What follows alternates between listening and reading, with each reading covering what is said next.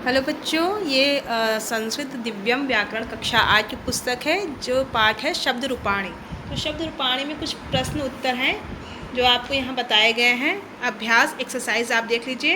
तो पहले अभ्यास जो दिया है उसमें बच्चों आपको भराएगा अंधकारम, यानी सूर्य नश्यति तो अंधकारम सही ऑप्शन है अंधकारम। वृक्षे वसंती वृक्षे वानरः, ग ऑप्शन सही है वानरः। तीसरा देखिए छात्राः पठन्ति, इसमें हो जाए कक्षायाम। आप पुस्तक भर लीजिए कक्षायाम, यानी थर्ड ऑप्शन सही है। फोर्थ वाला आइए अध्यापकः कथयति, कथयति तो हो जाए कथाम। पत्राणि पतन्ति वृक्षात्।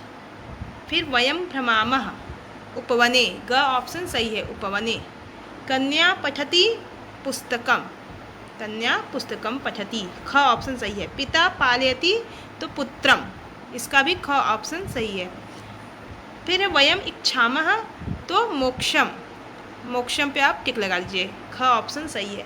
सह सह गच्छति तो पित्रा। तेषां मध्ये स्नेह अस्ति छात्राणाम। तानि आनय फलानि, विश्वासम कुरु में हो जाएगा बच्चों मई। फिर है राजनः प्रियाः सन्ति तो प्रजानाम। मम सखा अस्ति तो भवान। ऐसे आप सही सही ऑप्शन भर लीजिए अपने रिक्त स्थान की पूर्ति में। दूसरा ऑप्शन में आप भरेंगे नृपः नृपौ नृपः। फिर इसके बाद मुनिना मुनिभ्याम मुनिभि, पितुः पितृभ्याम पितृभ्य, बध्वाम बध्वो बधूसु। ये ऑप्शन अपना भर लीजिए। आगे बढ़ते हैं। इसमें लिखा है तृतीया विभक्ति का एक वचन, यानी पूछा गया है देवेन शब्द में कौन सी विभक्ति कौन सा वचन, तो तृतीया का एक वचन। आत्मनः में पंचमी षष्ठी दोनों हो सकता है, एक वचन द्वितीय बहुवचन। तो ये ऑप्शन आप प्रश्न नंबर 3 के अंतर्गत भरेंगे सारा। प्रश्न नंबर 3 आप देख करके भर लीजिए। पूरे 10 क्वेश्चन हैं इसके, 10 क्वेश्चन को अपने पुस्तक में भर लीजिएगा। प्रश्न नंबर 4 में आपको क्या करना है, सह केन सफला अभवत।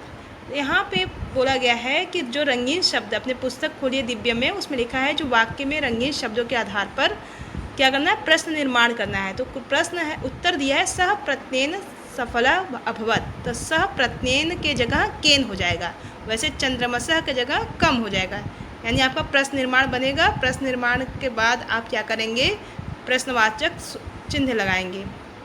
प्रश्न नंबर 4 देख लीजिए।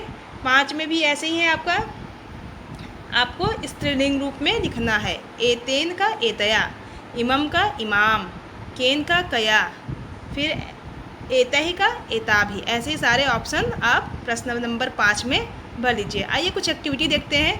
कक्षा में अनेक बालक और अनेक बालिकाएं हैं, उनके नामों के अंत में विविध स्वर आते हैं। स्वर मतलब अ आ ई। उन नामों के स्वरानुसार जोड़कर शब्दकोश का निर्माण करें। जैसे अकारांत में राम, म में अ आ रहा है, मयूर, सिंह, ऐसे सारे अ शब्द, जिस शब्द के अंत में अ आए ऐसे शब्दों के नाम बताना है। आकारांत, जिस शब्द के अंत में आ आए, दीर्घ आ, जिस शब्द के अंत में ई आए, छोटी ई, जिस शब्द के अंत में छोटा ऊ आए, यहाँ करके बताया गया है। फिर सेल्फ असेसमेंट है, स्वमूल्यांकन। लता के स्थान पर रमा शब्द का प्रयोग करके लिखिए। जैसे लता भ्रमति तो वहाँ क्या हो जाएगा, लता के स्थान पर रमा। जना लताम पश्यन्ति, जना लता की जगह रमाम।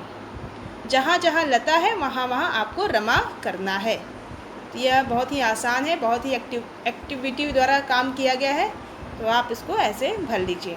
मूल्य परक प्रश्न देख लीजिए, वैल्यू बेस्ड क्वेश्चन जो आपकी कक्षा में कराया जाता है। अधोलिखित वाक्यों के सामने उचित और अनुचित लिखिए, यानी उचित मतलब सही, अनुचित मतलब गलत। पशुनाम हिंसा, पशुओं पर हिंसा करना चाहिए तो यह वाक्य अनुचित है। राष्ट्र संपत्ति हानि, राष्ट्र की संपत्ति का हानि करना चाहिए, गलत इस्तेमाल करना चाहिए, ये भी वाक्य अनुचित है। राष्ट्रध्वज से सम्मानम, अपने तिरंगे झंडे का सम्मान करना चाहिए, ये वाक्य बिल्कुल उचित है, सही है। जननाम सम्मुखे राष्ट्र से निंदा, लोगों के सामने अपने देश की निंदा करना चाहिए तो ये वाक्य अनुचित है। ये वाक्य बच्चों क्या है, अनुचित है। फिर ये देखिए 5वां प्रश्न है, राष्ट्र से गौरव गानम, राष्ट्र के गौरव को गान करना चाहिए तो ये वाक्य बिल्कुल उचित है। तो ये प्रश्न उत्तर सारे आपको यहाँ दिए गए हैं कि उत्तरमाला मैंने भेजा है, उत्तरमाला आप अपने पुस्तक में देख करके लिख लीजिए। बच्चों और कोई वीडियो आपको चाहिए किसी दिव्यम पुस्तक से तो हमें कमेंट्स बॉक्स में ज़रूर लिखिएगा और मैं आपको तत्काल बना करके भेजूंगी। धन्यवाद बच्चों।